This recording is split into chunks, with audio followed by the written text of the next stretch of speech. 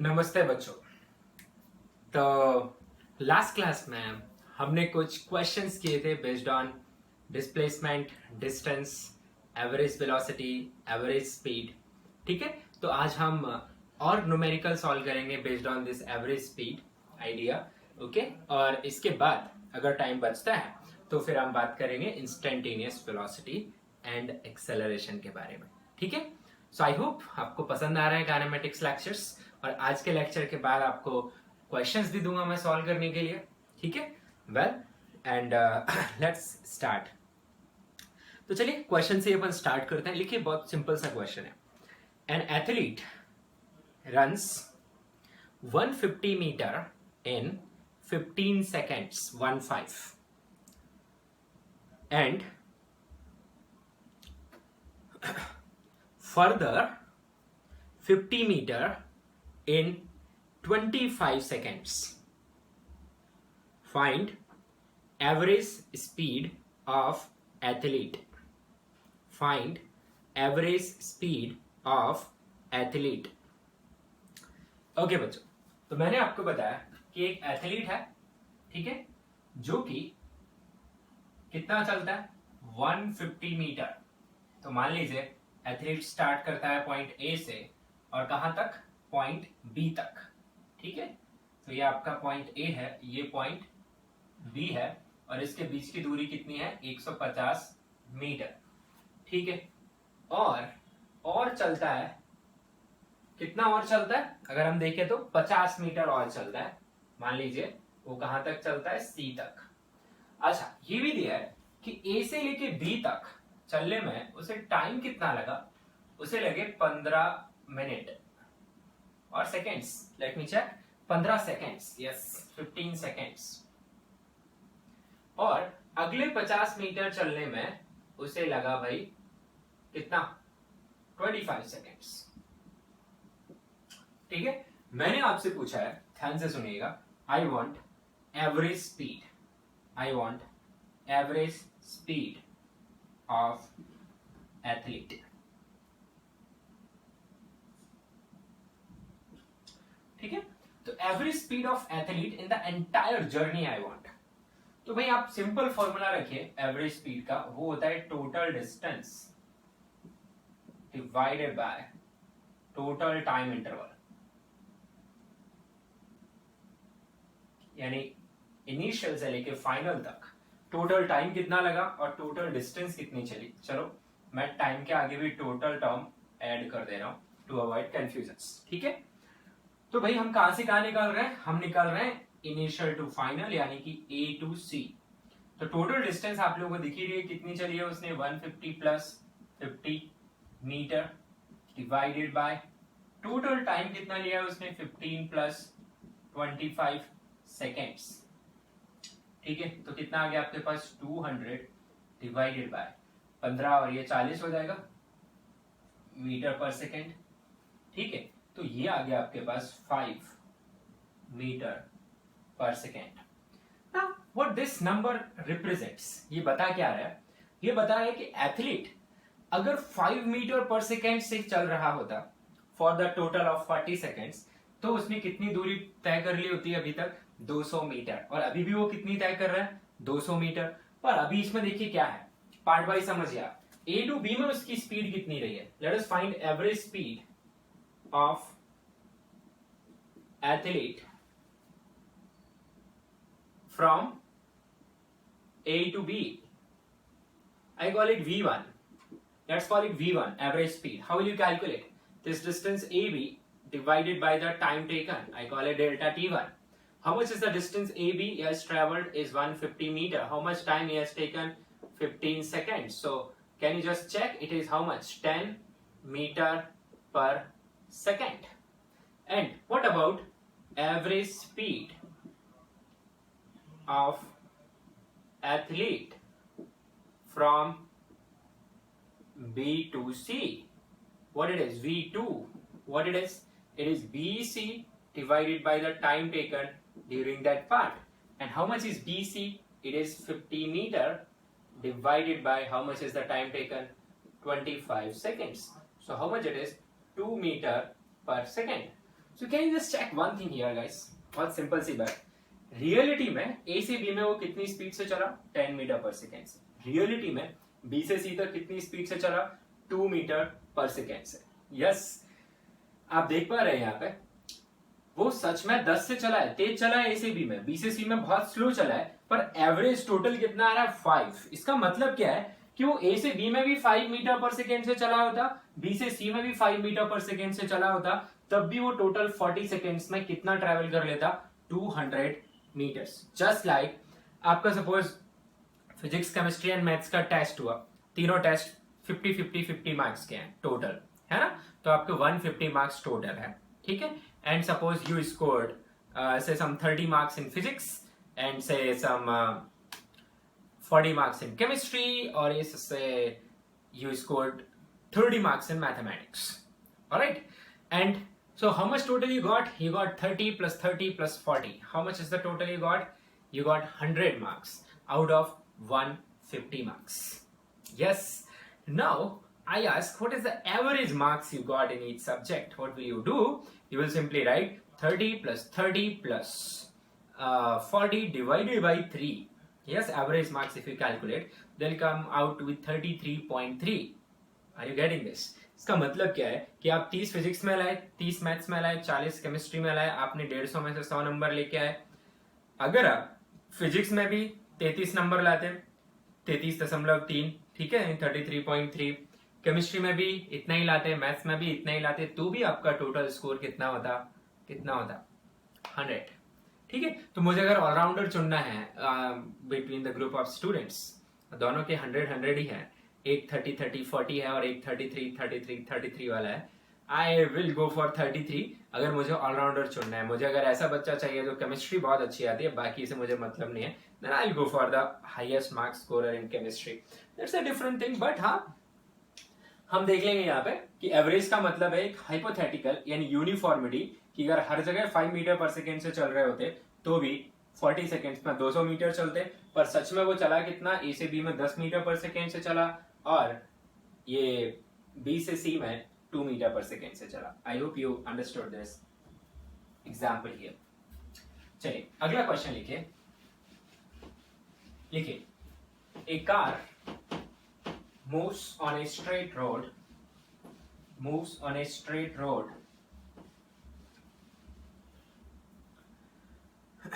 for 200 meters in 5 seconds.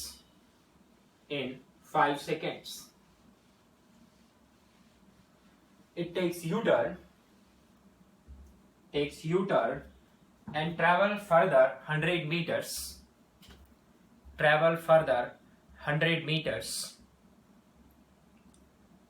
In 10 seconds. Find average velocity of the car. Second part, average speed of the car in entire journey. Okay, so here's the question.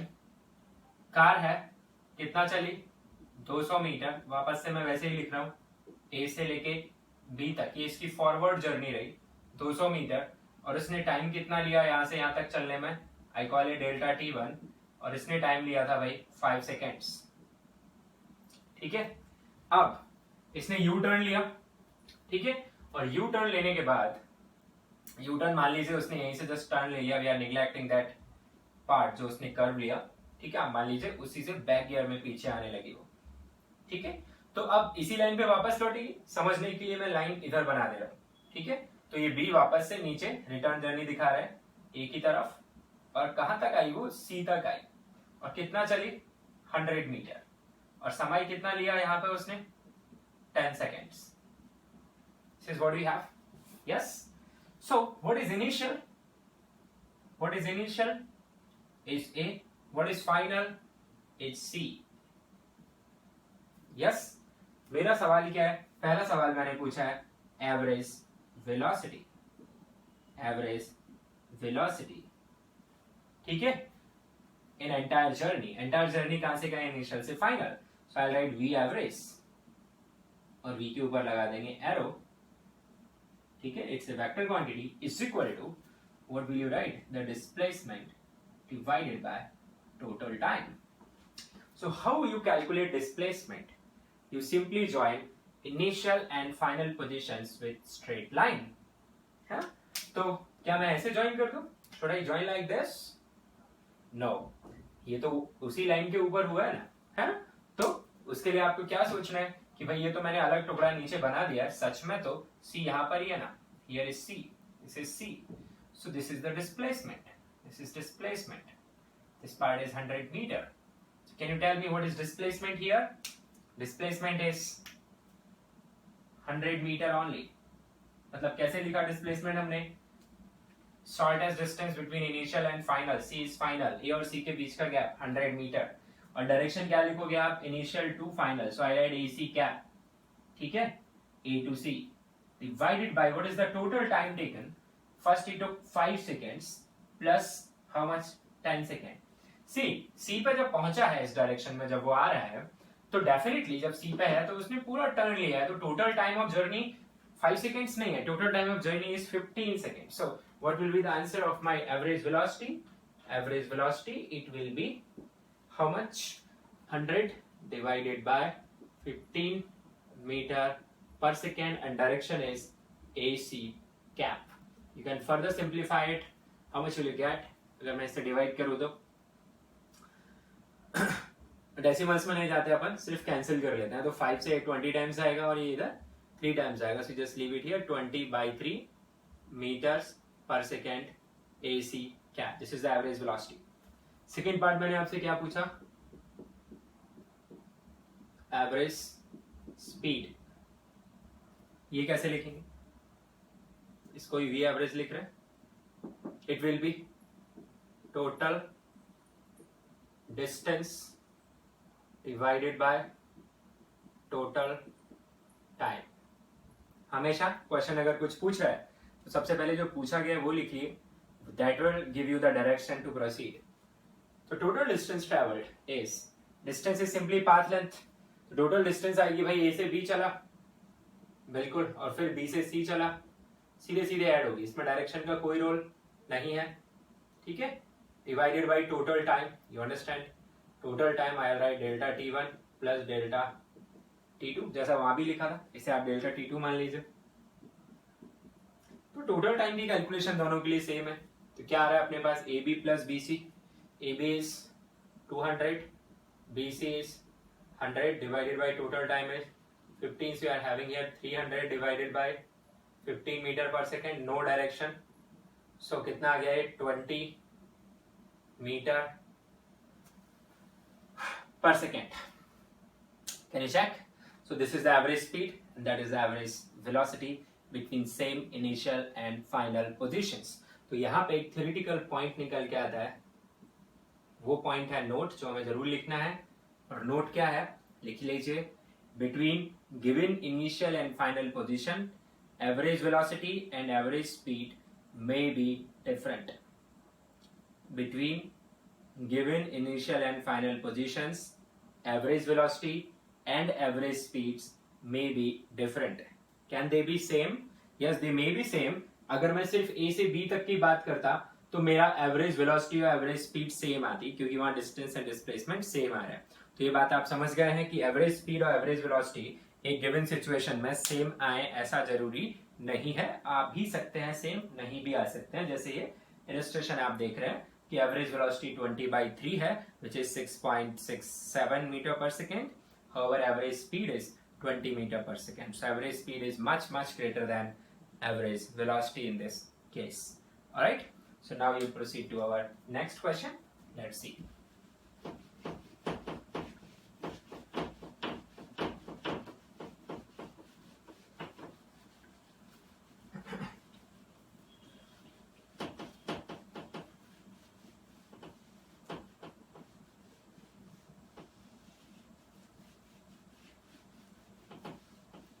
Okay.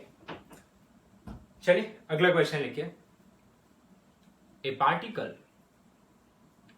moves with speed v1 for half of the total distance,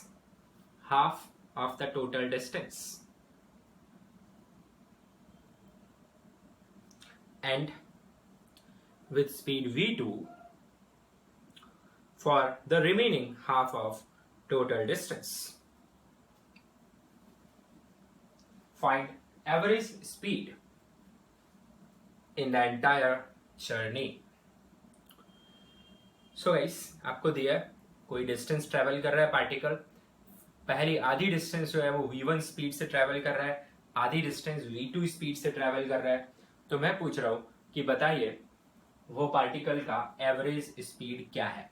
तो ये दो question जो हमने solve किए उनमें numbers दिए हुए थे, हमने उनकी मदद से सॉल्व किया। इसमें आपको सिंबल्स दिए, अप्रोच वही रहने वाली है। देखिए कैसे करेंगे। तो बहुत सिंपल सा फॉर्मूला आपको याद रखना है कि एवरेज स्पीड जब भी अपन निकाल रहे हैं वो कैसे निकलेगी, total distance divided by total time.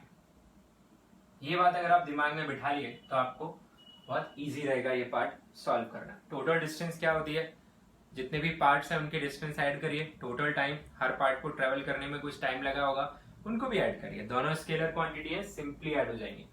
चलो, जब भी ऐसा क्वेश्चन दिया जाए आपको एक डायग्राम जरूर बनाना चाहिए, it helps us in understanding question. ठीक है, चलो मैं बना रहा हूं। तो ये हो गया मेरा initial, so I consider this point as A and this point as B. This is my final. अच्छा, उसने बोला है हाफ, तो मैं B को बीच में ले लेता हूँ मिडवे, और इसे मैं फाइनली C ले लेता हूँ। इट्स अप टू यू, इससे कुछ फर्क नहीं पड़ता। ये हाफ है तो एक काम कर लेता हूँ, यहाँ से यहाँ तक की डिस्टेंस को अगर मैं x मानूं तो यहाँ से यहाँ तक की डिस्टेंस को भी मैं x मान सकता हूँ। अच्छा, इस पार्ट में जो मुझे स्पीड दी गई है वो कितनी दी गई है, v1। इस पार्ट में मुझे जो स्पीड दी गई है वो कितनी दी गई है, v2। तो भाई यहाँ से यहाँ जाने में कुछ टाइम लगा होगा, है ना। अगर ये ज्यादा स्पीड से गया होगा तो ये थोड़ा कम टाइम में कवर हो गई होगी। तो मैंने मान लिया यहाँ से यहाँ जाने में टाइम कितना लग रहा है, t1। Now t1 is not instant, t1 is interval. तो t1 की वैल्यू 1 बजे, 2 बजे, 9 बजे, 9:30 बजे ये सब नहीं होगी, ऐसी होगी 1 सेकेंड, 10 सेकेंड, 50 सेकेंड, 1 घंटा, 2 दिन, 4 साल, लाइक इंटरवल हो गए। ठीक है, इंस्टेंट्स नहीं होंगे। सेम वे मैंने मान लिया कि second part of journey travel करने में उसे t2 सेकेंड्स लगे, गया इधर। तो एवरेज स्पीड v से ही रिप्रेजेंट कर दिया मैंने, v average, this is average speed I am writing. Total distance how much it is, x plus x। Total time how much it is, t1 plus t2, so you can write it is 2x divided by t1 plus t2. Very smoothly you can reach here. Now the question arises, is it my answer? हो सकता था ये answer अगर मुझे question ने x and t1 provide किया होता, but question ने तो क्या प्रोवाइड किया, v1 and v2. So now our aim should be to remove these numbers. Means मुझे यहाँ x, t1, t2 नहीं चाहिए, मुझे यहाँ पे v1, v2 चाहिए। अब इसका गोल्डन रूल ये है कि जो नंबर एडिशन में दिख रहा है आपको t1, t2, express t1 in terms of x and v1, express t2 in terms of x and v2, and your question will be solved. So for that part wise use करिए। तो पहले मैं use कर रहा हूँ a to b। तो a to b में बताइए एवरेज स्पीड v1 है, कैसे लिखोगे, डिस्टेंस ट्रेवल्ड x, टाइम कितना t1। तो आप x को पुट मत करो, x को करोगे तो आप t1 t2 कैंसिल नहीं कर पाओगे। सो पुट t1, तो t1 क्या आ जाएगा हमारे पास यहाँ पे, x डिवाइडेड बाय v1। इसे मैंने इक्वेशन 2 मान लिया बच्चों, इसे मैं 1 लेके चलता हूँ। ठीक है, अच्छा अब कहां से कहां लगा देते हैं अपन, b to c। यहाँ पे स्पीड कितनी रही, v2, डिस्टेंस कितनी x, time t2, x common है दोनों में इसलिए t2 इक्वल टू लिख लेते हैं, क्या आ जाएगा बच्चों, x डिवाइडेड बाय v2। आप इसे याद भी रखें, रिमेंबर दिस फॉर्मूलेस, बिल्कुल इन हैंड रखिए कि अगर आपको टोटल डिस्टेंस लिखनी है कहीं पे, धीरे धीरे आपको याद हो जाएगा। तो टोटल डिस्टेंस आप फटाफट क्या लिख सकते हैं, एवरेज स्पीड, थोड़ा अच्छे से लिख लेते हैं। तो अपन टोटल डिस्टेंस अगर कहीं पे लिखना है तो इस फॉर्मूले से देखिए मल्टीप्लाई हो जाएगा, it will B average speed into total time. वैसे अगर आपको टाइम लिखना है भाई, टोटल टाइम, तो क्या करोगे, टाइम को उधर ले जाओ, स्पीड को नीचे ले आओ, वो आ जाएगा आपके पास total distance divided by average speed. तो ये तीनों फॉर्मूले हैंडी रहने चाहिए, हमें याद होने चाहिए, एवरेज स्पीड का भी, टोटल डिस्टेंस का भी, टोटल टाइम का भी। हाँ, आप जिस इंटरवल में लगाएंगे, जिस पार्ट में लगाएंगे, वहां की टोटल डिस्टेंस, वहां का टोटल टाइम आपको लेना पड़ेगा। ठीक है, जैसे मैंने अभी ए टू बी में लगाया तो मुझे टाइम लिखना था, तो टाइम आ गया डिस्टेंस डिवाइडेड बाई स्पीड। यहाँ भी मुझे टाइम लिखना था, डिस्टेंस डिवाइडेड बाई स्पीड। अब बहुत इजी है, now put T1 T2 from 2 and 3 in equation 1। सो मैं अभी इसे सॉल्व करूंगा, put T1 and T2 in equation 1. So guys, I get V average is equal to 2x ऊपर as it is, T1 की जगह पे x divided by V1 plus T2 की जगह पे x divided by V2। Question अभी भी solve नहीं हुआ है, क्योंकि मुझे जो x है उसे क्या करना है, रिमूव। तो देखिए, ऊपर और नीचे से x कॉमन निकाल लीजिए, तो आपको देखने लगेगा, ऊपर से मैंने x कॉमन निकाला, नीचे से भी x कॉमन निकाला, ऊपर बचा 2, नीचे बचा 1 by V1 plus 1 by V2। ठीक है, x क्या हो गया मेरा, कैंसिल। मैं यहाँ छोड़ सकता हूँ, पर हो सकता है ऑप्शन में एलसीएम लिया हुआ उन्होंने, तो एलसीएम ले लीजिए, 2 डिवाइडेड बाई एलसीएम आएगा V1 इंटू V2, यहाँ पे आ जाएगा V2 और यहाँ पे आ जाएगा V1। आई होप ये सबको करना आता है एलसीएम लेना। ठीक है, अगर आप डिफिकल्टी फील करते हैं एलसीएम लेने में, तो आप ग्रुप पे पूछने में बिल्कुल ना झिझके, मैं बता दूंगा आपको कभी भी एलसीएम कैसे लेते हैं। ठीक है, आता है तो बहुत अच्छी बात। तो ये क्या हो जाएगा अपने पास, 2V1 V2 डिवाइडेड बाय, अब V2 प्लस V1 लिखो या V1 प्लस V2, उससे कोई फर्क नहीं पड़ता, एडिशन है। तो ये हो गया बच्चों मेरा फाइनल आंसर। और इसमें आप एक बात देखिए कि इस आंसर में टर्म्स मुझे सिर्फ किस किस के दिख रहे हैं, V1 एंड V2 के, और एक नंबर 2 दिख रहा है, कोई वेरिएबल्स नहीं दिख रहे हैं। आई hope you understood this. So okay, can note down.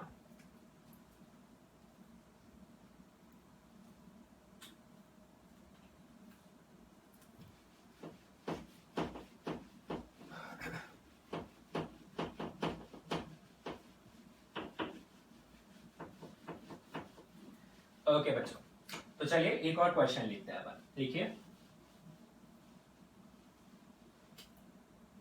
a bicycle,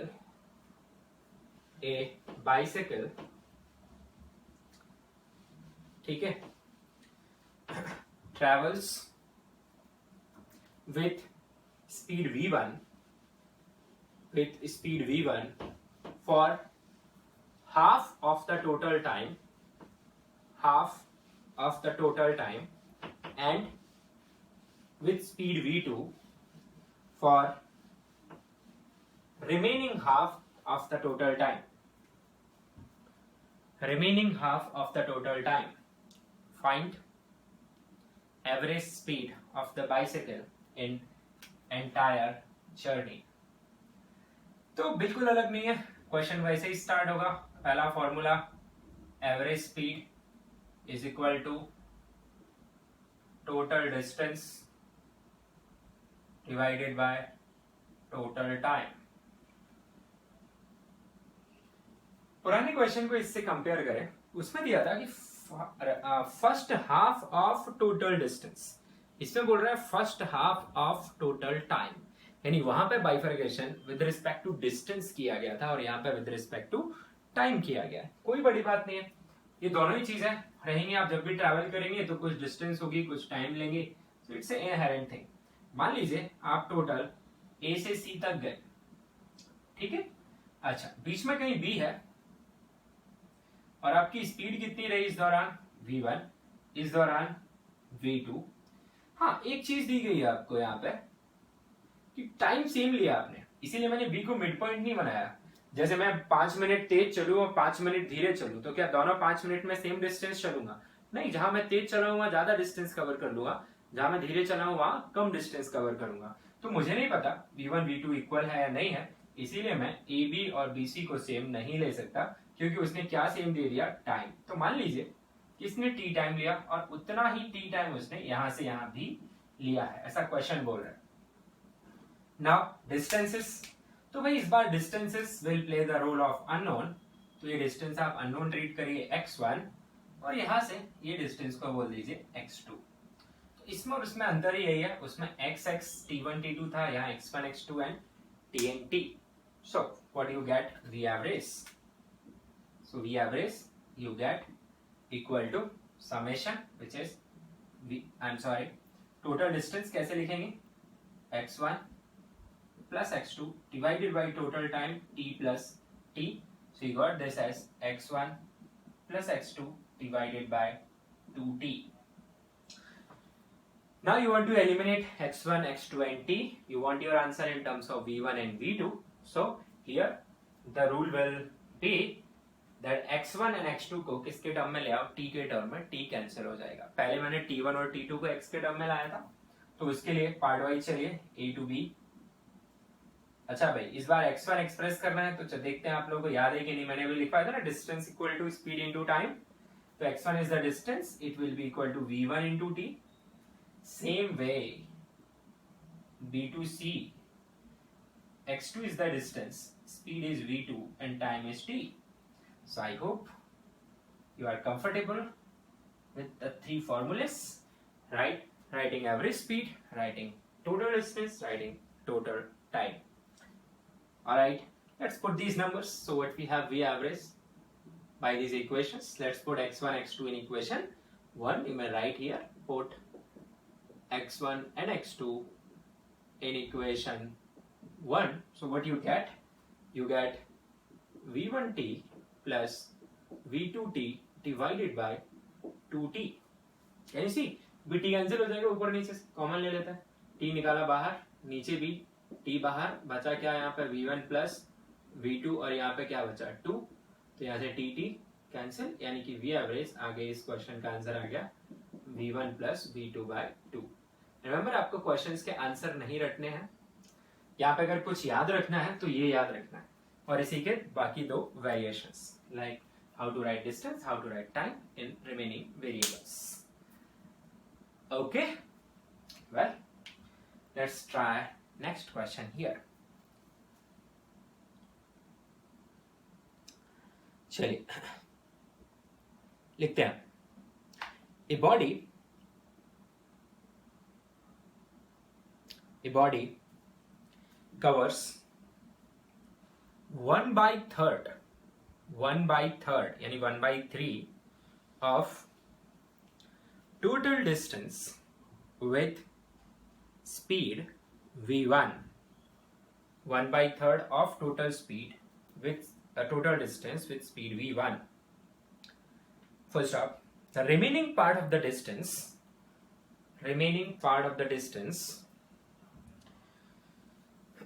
is covered with speed v2,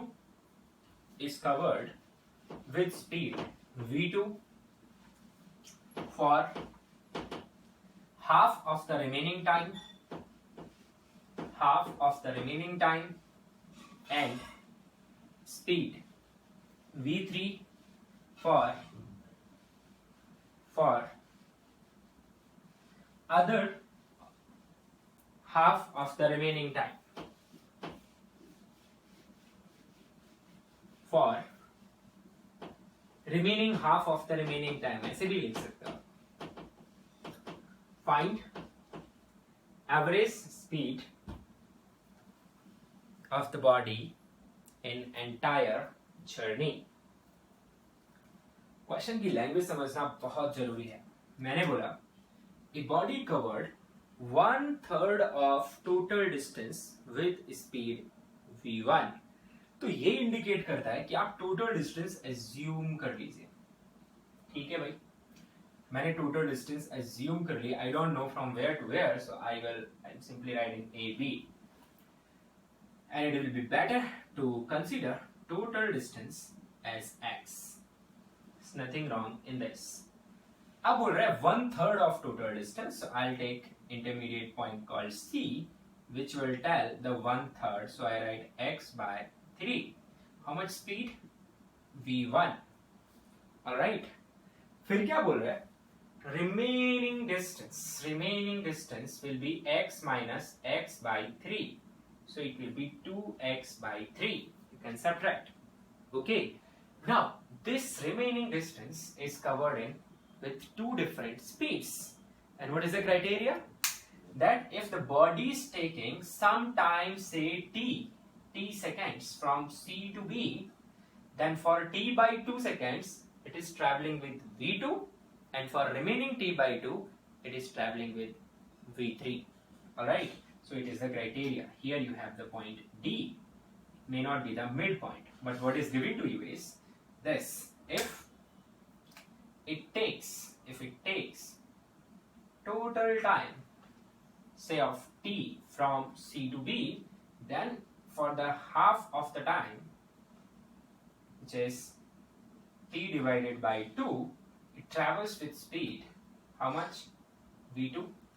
And for this half, which is again t by 2, the remaining, it travels with speed v3.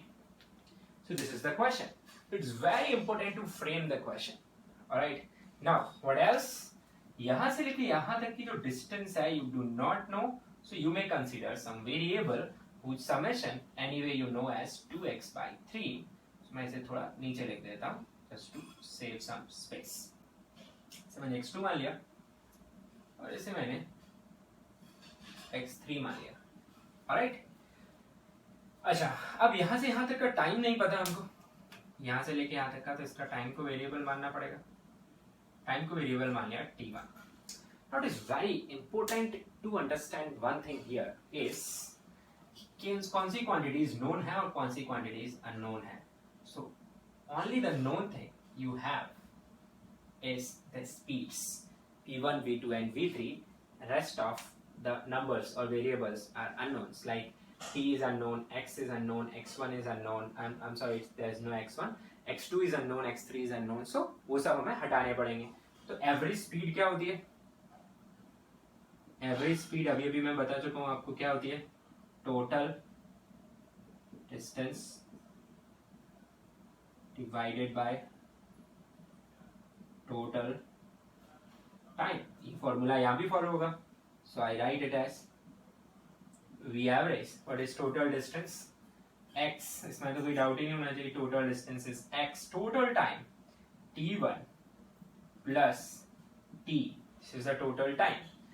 Now my complete focus here will be on expressing t1 and t in terms of x, so that x cancels out and we have answer in v1, v2 and v3. So as previous questions बिल्कुल वैसे ही solve करेंगे. तो अपन move करते हैं from A to C. From A to C. In this interval, my aim is to express T1 in terms of x and V1. So मैंने अभी सिखाया आपको time is equal to distance by speed. So distance is x by 3 and speed is V1. So I will replace it as x by 3 V1. I consider this as equation 2. Now I go from C to B. Now is from C to B I cannot use direct equations. तो मुझे कैसे करना पड़ेगा? इसे दो हिस्सों में तोड़ना पड़ेगा. एक हिस्सा आएगा from C to D और दूसरा हिस्सा आएगा from what? D to B. ठीक है, तो मुझे इसमें ब्रेक करना पड़ा. And what is the common thing is I have this equation here. x2 plus x3 is 2x by 3. This is the common thing from C to B. I make it equation number 3. तो हमारे यहाँ पे focus क्या रहेगा? इस equation की help से मुझे t की वैल्यू x के टर्म में निकालनी है. तो चलो C to D में लिखवाइए, x2 लिखवाइए C to D में x2. तो डिस्टेंस क्या होती है? Speed into time. So x2 will be speed is v2 and time is t divided by 2. 2 से 2 कैंसिल मत कर देना, है ना? नहीं, महारथियों की कमी नहीं है, लोग करते हैं ऐसा. v2t बाई 2, ठीक है। ये हो गया x2, आपको इसे कुछ इक्वेशन बनाना पड़ेगा, मैंने 4 बना दिया। अब d2b देखिए, d2b में भी यही फॉर्मूला लगाइए, distance is equal to speed into time. So what is speed is v3 and time is t by 2. So you can just keep it like this only. So actually x3 is v3 t by 2. This is your equation number 5.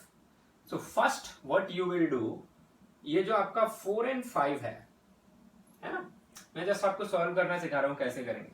4 and 5 है, इसमें x2 x3 put करके आप small t को किसके term में ला लेंगे, x के terms में। चलो पुट करो। So put x2 and x3 in equation 3, ठीक है। जब तक आप खुद प्रैक्टिस नहीं करेंगे ये आपको क्लिक नहीं करेगा, ठीक है।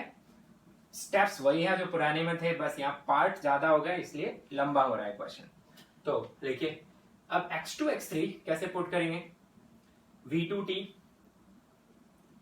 By 2 plus v3t by 2 is equal to x। मैंने ये नंबर्स पुट कर दिए।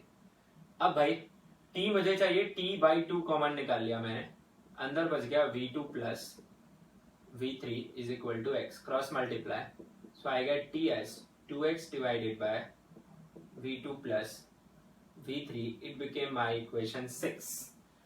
Now the variables I have in the final answer is x t1 t। तो मुझे t1 को भी x के टर्म में रखना है जो कि मुझे यहाँ दिख रहा है, और मुझे t को भी x के टर्म में रखना है जो कि मुझे इक्वेशन 6 में दिख रहा है। तो now it's not a big deal, what you will do, put t1 and t in equation 1, ठीक है बच्चों।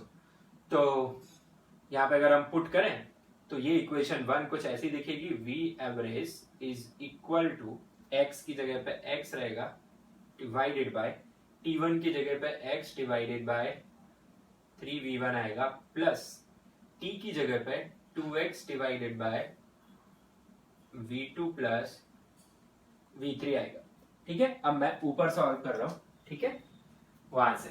तो v एवरेज x कॉमन निकालिए टोटल में से, ऊपर से भी और नीचे से भी, इसमें बचेगा 1 divided by 1 by 3v1 plus 2 by v2 plus v3. This is what I have. X and x will cancel out. So I will take LCM. So LCM will be 3v1 multiplied with v2 plus v3. Simply denominators का multiplication. यहाँ 3v1 लिखा हुआ है तो यहाँ पे ऊपर आ जाएगा v2 plus v3 plus 2, और यहाँ पे आ जाएगा 3v1, ठीक है। अब सिंपल मैथमेटिक्स रूल से ये ऊपर पहुंच जाएगा, ओके, और बाकी टर्म नीचे।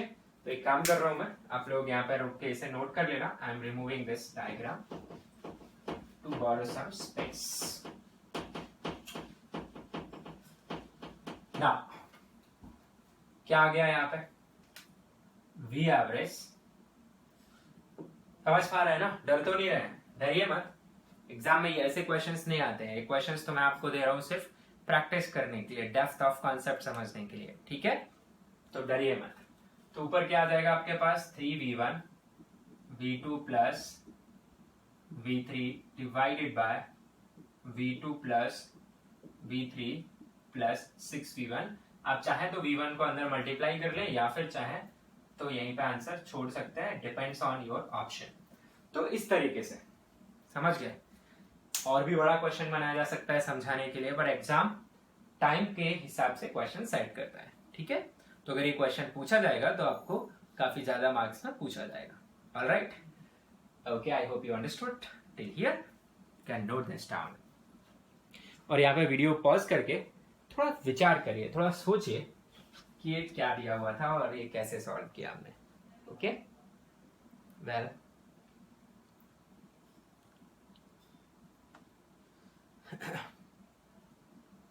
चलिए एक और क्वेश्चन करेंगे हम, इसे मिटा रहा हूं मैं।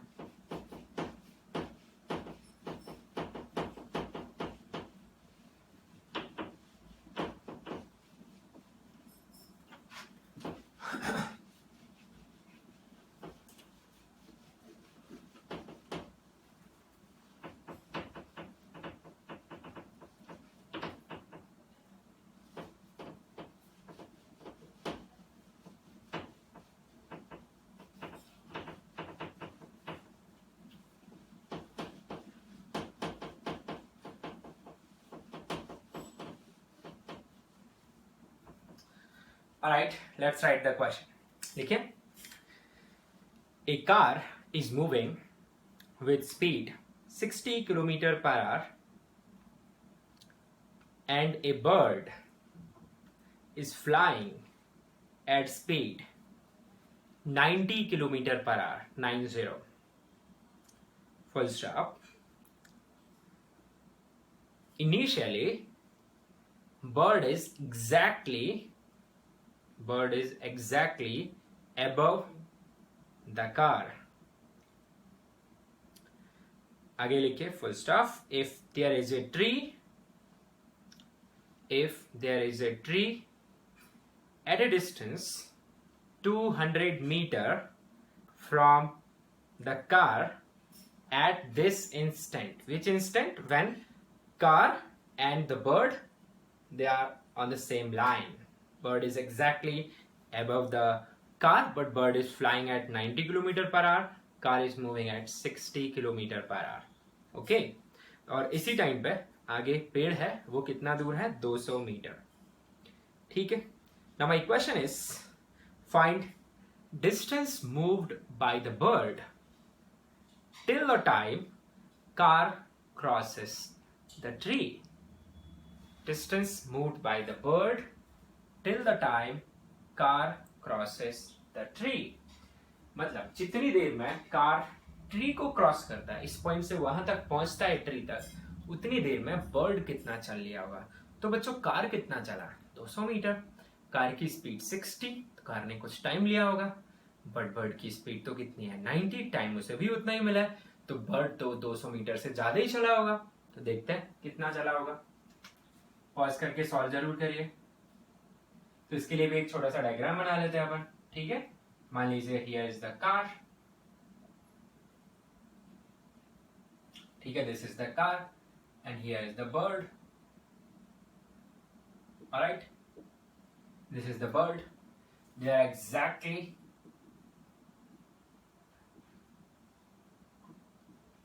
in the line.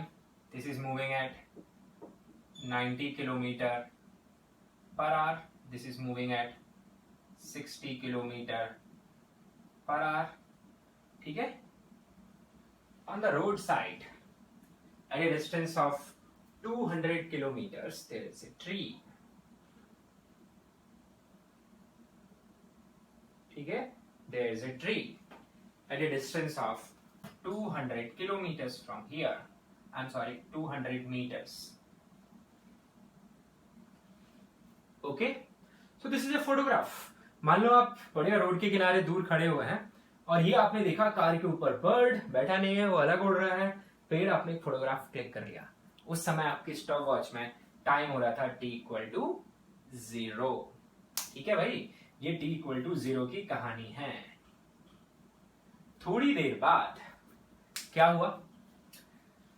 कार कहां पहुंच गया? ट्री के पास. हमें तो बोला टक्कर नहीं मारा है उसने, है ना? ट्री साइड में है रोड के. तो कार पहुंच गया ट्री के पास. ठीक है? बर्ड डेफिनेटली आगे निकल गया होगा क्योंकि बर्ड की स्पीड ज्यादा थी. ठीक है? और ये इंस्टेंट है कोई भी t= say some t0. First t is for time and another t is for the value of time. Alright, so here how much is the distance traveled by the car in t0 time? 200 meter.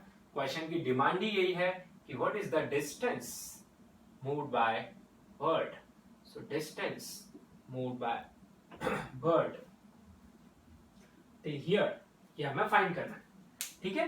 तो मान लेते हैं distance moved by bird it's a x.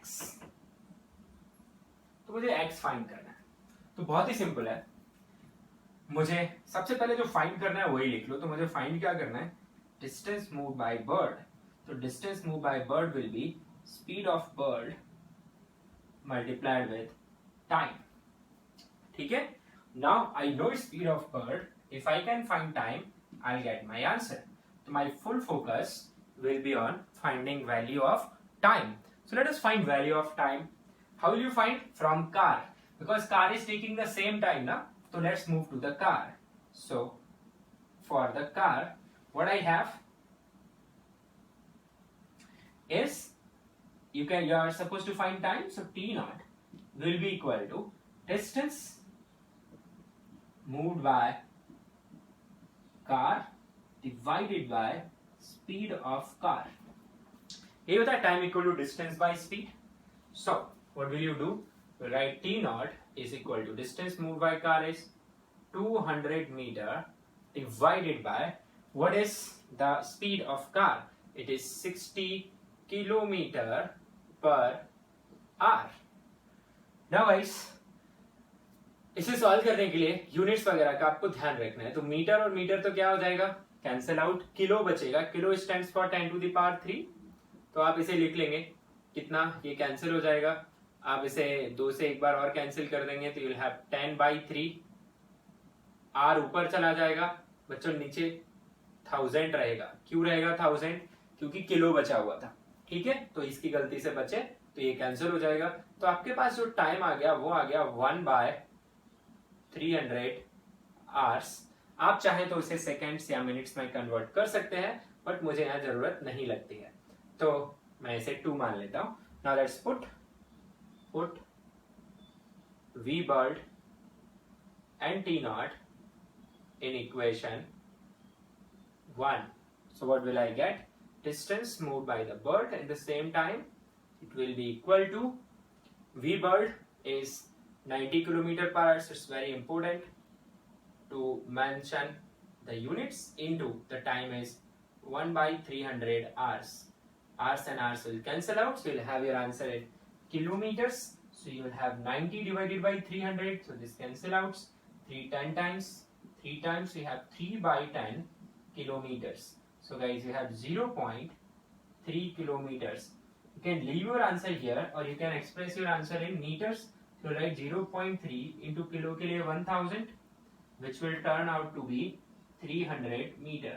So it's your choice to express your answer either 0.3 kilometer or 300 meter.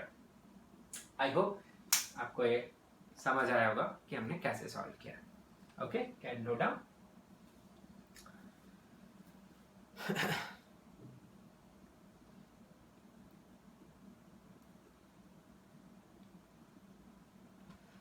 Okay, इसके बाद आपको homework मिलने वाला है इसी एवरेज स्पीड के पार्ट पे, तो अच्छे से उसे सॉल्व करिए. ठीक है, मीनवाइल हम एक छोटा सा कॉन्सेप्ट और समझ लेते हैं. That's what is the meaning of instantaneous velocity. So let's see it.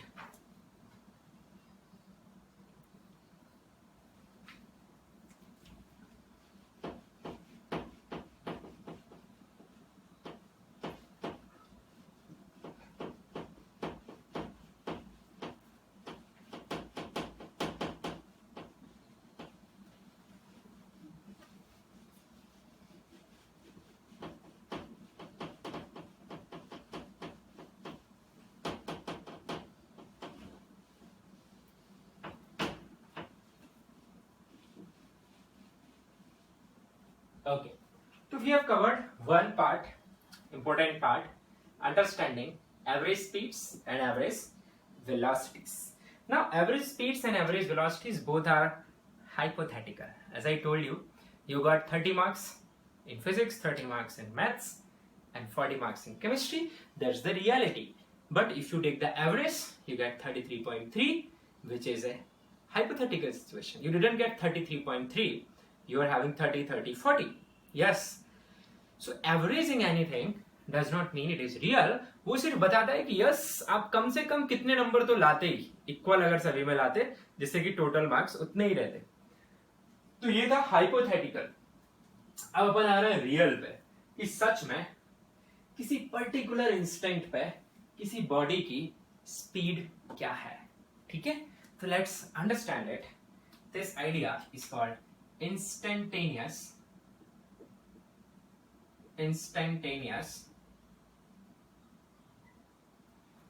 ठीक है, velocity. Instantaneous velocity. Now how will you tackle with this term instantaneous? तो इसके लिए आपको जाना पड़ेगा what is the meaning of instant. Instant मैं आपको समझा चुका हूं. देखिए इंस्टेंट और दूसरा टर्म होता है इंटरवल। दोनों को समझिए। अगर हम इंटरवल की बात करते हैं, इंटरवल की बात मतलब between 1 PM and 1:30 PM, this is interval, and instant at 2 PM, दोनों में अंतर समझिए। This is interval between 1 PM and 1:30 PM, instant at 2 PM। अभी के क्वेश्चन देखिए आप, find average speed in the entire journey. So entire journey was taking some time, yes, total time, so it was time interval, so you can say average velocity is calculated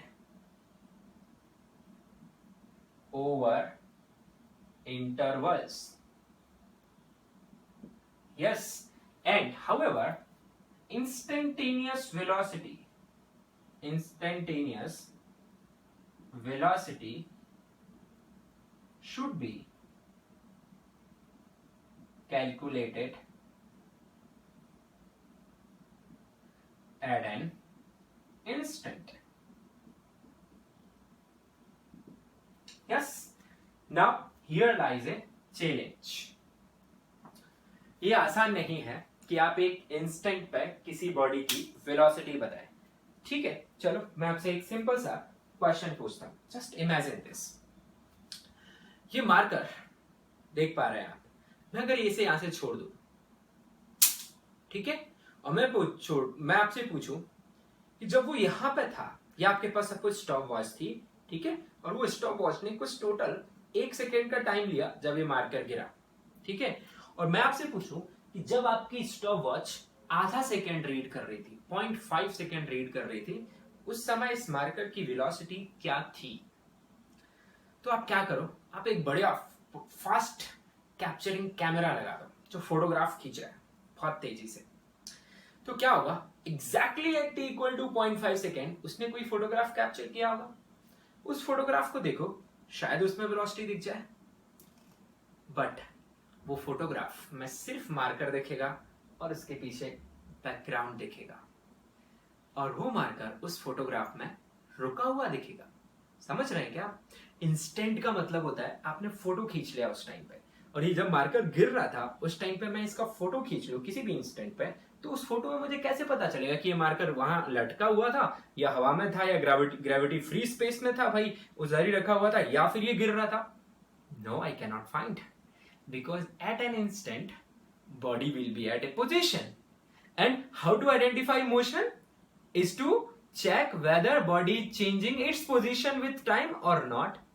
So for body to change its position you need time interval, but you are talking at an instant, so body will be at certain position. You cannot predict whether it is moving or at rest, and if you cannot predict whether the body is at rest or moving at an instant, then how will you find the velocity?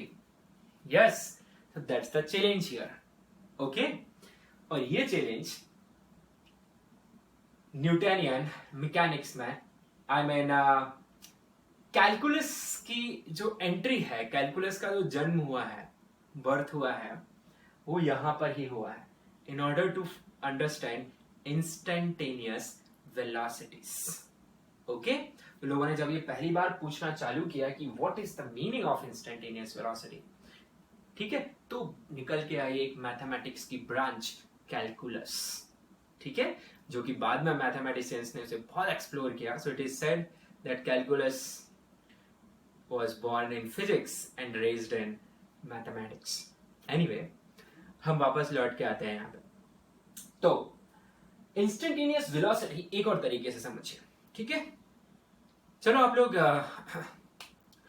बस में बैठे हुए हैं, ठीक है, और आप बस में बिल्कुल ड्राइवर के पास बैठे हुए हैं, केबिन में, जो उसका आगे केबिन रहता है।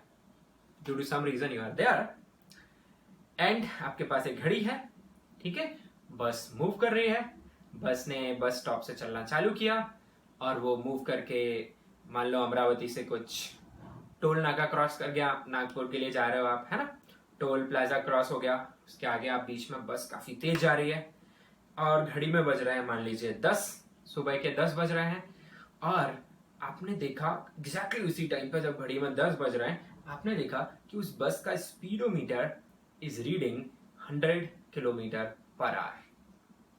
ठीक है भाई, एग्जैक्टली 10 बजे वो रीडिंग जो दे रहा है वो 100 किलोमीटर पर आवर। तो मैं आपसे पूछूं कि जब आप बस में थे और एग्जैक्टली 10 बजे बस की वेलोसिटी कितनी थी, तो आप बताओगे 100 किलोमीटर पर आवर। तो वो तो एग्जैक्टली 10 बजे ही वेलोसिटी आ गई ना। तो ये बताओ मुझे, वो स्पीडोमीटर ने कैसे पता किया कि अभी बस की वेलोसिटी क्या है? हम तो यही चैलेंज से अभी स्ट्रगल यही कर रहे थे कि इंस्टेंट पे तो बॉडी पता ही नहीं रहती कि रेस्ट पे या मूव कर रही है, फिर वो स्पीडोमीटर क्या बता रहा होता है, उसे कैसे पता चलता है? नाउ फ्यू में आर्ग्यू, कोई बोल सकता है भाई वो स्पीडोमीटर है, वो इसी के लिए डिजाइन है इसलिए बता देता है, but remember one thing, design किसने किया है? ह्यूमन ने, इंसानों ने बनाया है उसको। तो भाई इंसानों को तो समझ में आना चाहिए, अदरवाइज क्या है ना? तो वो किस आइडिया पे काम करता है, वो किसने बनाया है, it's a different story, but जब तक कि आप इंस्टेंटेनियस वेलोसिटी का कोई मेथड डिराइव नहीं कर सकते, आप क्या डिजाइन नहीं कर सकते? स्पीडोमीटर। ठीक है, चलिए अब हम समझते हैं कि क्या करेंगे। तो एक्चुअली क्या करते हैं हम एवरेज वेलोसिटी फाइंड कर सकते हैं। What is the meaning of average velocity? आपके पास आधा घंटा है, आधे घंटे में देखो बस ने कितना डिस्प्लेसमेंट किया, उसे आधे घंटे से डिवाइड कर दो, आ गई एवरेज वेलोसिटी। अब एक काम करते हैं, मुझे चाहिए एग्जैक्टली 10 बजे बस की velocity. Let's take that example only. तो चलो भाई बस यहां पे है, हियर इज द बस। ठीक है, मैं एक डॉट से दिखा रहा हूं, here is the bus exactly at 10 AM. This is the position. Yes. After some time, maybe 10:30, bus is here. Bus is here. This is bus. So at 10:30 AM.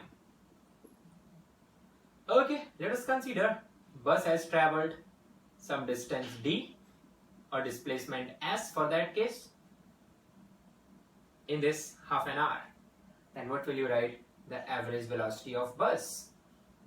From where to where? 10 AM to 10:30. It will be simply the displacement divided by the delta t, which is 30 minutes.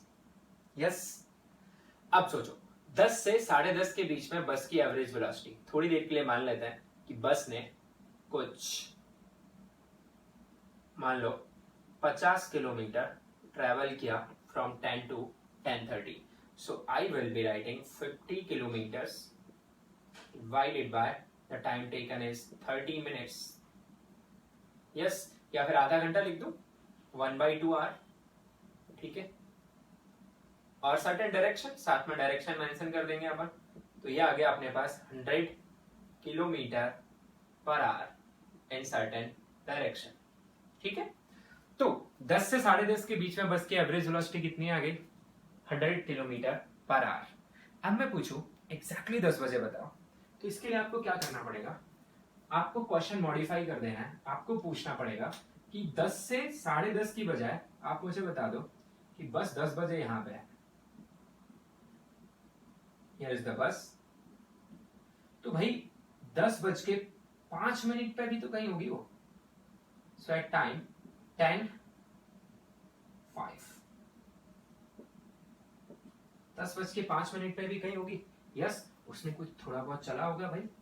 Yes, तो क्या करेंगे, जो distance उसने travel किया divided by 5 minute, वो क्या आ जाएगी मेरे पास? It will be what? Average velocity from 10 AM to 10:05 AM। अब मैं क्या करूं? और छोटे इंटरवल में कैलकुलेट करूं, तो व्हाट विल आई डू? ये t equal to 10 AM से just after some time, just. ठीक है, तो इसे कैसे लिखते हैं अपन? 10 plus AM। ये मैंने कैलकुलस में सिखाया था आपको, 10 प्लस मतलब just little greater than 10, may be 10:10 seconds. तो बहुत ही छोटा सा डिस्प्लेसमेंट ही कवर कर पाएगा, बोलो कि नहीं? बहुत ही छोटा सा डिस्प्लेसमेंट कवर कर पाएगा, वेरी स्मॉल डिस्प्लेसमेंट। तो I write this small change in position as dr, r for position. Can you understand this? तो अच्छा, ये इसे कैसे लिख सकते हो आप? इसे लिख सकते हो 10 plus dt am calculus. Very small changes को अपन किससे दिखाते हैं? बहुत छोटे नंबर dt से, है ना? d जिसके भी आगे लगा दो वो छोटा, dr बहुत छोटा डिस्प्लेसमेंट, dt बहुत छोटा time. Then what is the average velocity of this bus from 10 am to 10 plus am? it will be the small displacement which is dr divided by the small time which is dt. ये भी कौन सी velocity है? Average. पर वो average calculate किस में किया जा रहा है? बहुत ही छोटे से इंटरवल में एवरेज कैलकुलेट किया जा रहा है. समझ पा रहे हैं बात? ठीक है, इतना छोटा इंटरवल है कि मैं इसे क्या बोल सकता हूँ, that this is the speed or velocity of the bus at 10 am exactly, but it is not at 10 am exactly, it is from 10 am to little greater than 10 am, that small interval. समझ रहे हैं? यही वजह है, ध्यान से सुनिए, कि आपके पास एक रेसिंग बाइक है ना, and you are just moving at 140 km per hour and out of sudden something comes in front of you और आप झट से ब्रेक लगा देते हैं. Your bike stops simultaneously. उसी मोमेंट पे instantaneously वो रुक गई वहां पे. But you will see your speedometer is still reducing. आपका 140 से अभी भी जब आपकी बाइक रुक गई, you are seeing it is at 60. It is decreasing 59, 58, 57 and now tending to 0. Means what? आपकी बाइक तो रुक गई वहां पे, पर स्पीडोमीटर तो एवरेज वेलोसिटी निकाल रहा है ना, वो भी 0 नहीं हो पाया है.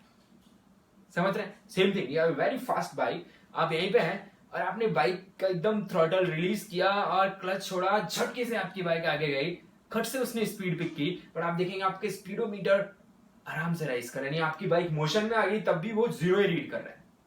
Are you getting this? After some time, after fraction of seconds वो इंक्रीज होना स्टार्ट करता है, क्योंकि वो तो क्या कैलकुलेट कर रहा है? और छोटे छोटे इंटरवल की एवरेज वेलोसिटी कैलकुलेट कर रहा है. तो जस्ट आपने जब स्टार्ट किया उस टाइम आपकी एवरेज वेलोसिटी 0 है, आपने बहुत जल्दी वेलोसिटी पिक कर ली, पर आपका स्पीडोमीटर उतने छोटे इंटरवल में इवैल्यूएट नहीं कर रहा है.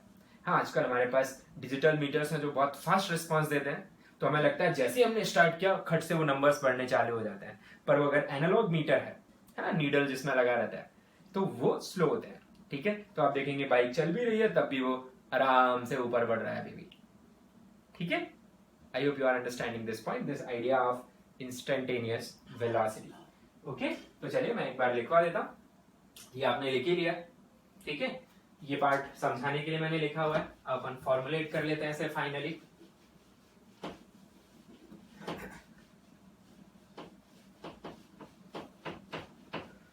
तो आपके स्पीडोमीटर्स भी क्या बता रहे होते हैं? एवरेज वेलोसिटी बता रहे होते हैं, ना कि इंस्टेंटेनियस. बस फर्क इतना है कि वो एवरेज निकालते बहुत छोटे टाइम इंटरवल के लिए, तो हमें क्या लगता है कि वो इंस्टेंटेनियस है. ठीक है, तो चलो अपन क्या लिखेंगे? Velocity of a body at instant t equal to t. मैं अक्सर ये सिंबल यूज करूंगा t equal to t. It does not mean 1 equal to 1. आप t कैंसिल ना करें. ये t is just for time and this t is value. जैसे जब आप क्वेश्चन सॉल्व करेंगे तो t equal to 1, t equal to 2, t equal to 3, t equal to 10 am, t equal to 5 am, like that. ठीक है, तो this t will be your value. This is just symbol. Is written as v is equal to dr by dt, where r is position of the body at time t equal to t. So r is function of time. आप उसे differentiate करेंगे और वहां से मिलेगी आपको velocity. Okay guys, तो मैं इसके बारे में बात करूंगा आपसे अगले क्लास में. हम इस पर क्वेश्चंस भी सॉल्व करेंगे, इसे और डेप्थ में समझेंगे. तो आज के लिए यहीं पर छोड़ता हूं मैं. You think about what exactly is instantaneous velocity. Okay, so thank you, और होमवर्क जरूर करिए जो मैं आपको देने वाला हूं. That's it.